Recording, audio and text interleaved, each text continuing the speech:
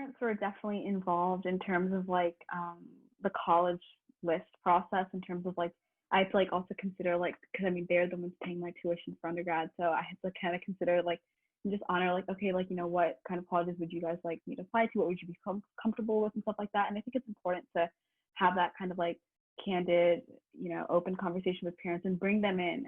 And I think like parents you can definitely like should sit down with your kid just to ensure that they have a solid plan in place.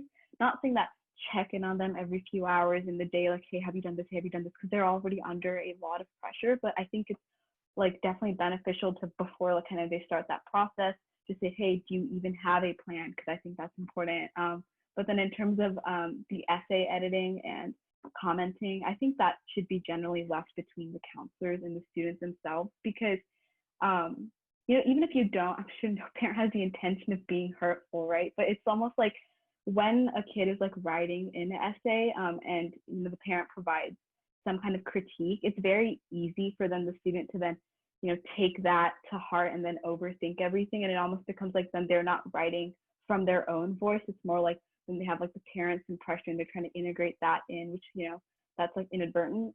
But I think that at the end, right before you submit, it's okay to like show them like, hey, this is what I've created after culminating like weeks of writing and stuff like that. I think towards the end that's fine, but I think when in the actual writing process, I don't think that parents should get too involved. And I think just if the most critical support you can provide is definitely when decisions come out, because it's a stressful time for everyone. So it's okay that if your student didn't get into a college, it's okay to feel disappointed, but 100% chances are the kid probably feels a lot worse than you feel. I think just providing them the emotional support and just telling them, something of like, oh, you're proud of them regardless of what the outcome is, because they did put in all that hard work. I think that's just really important and validating.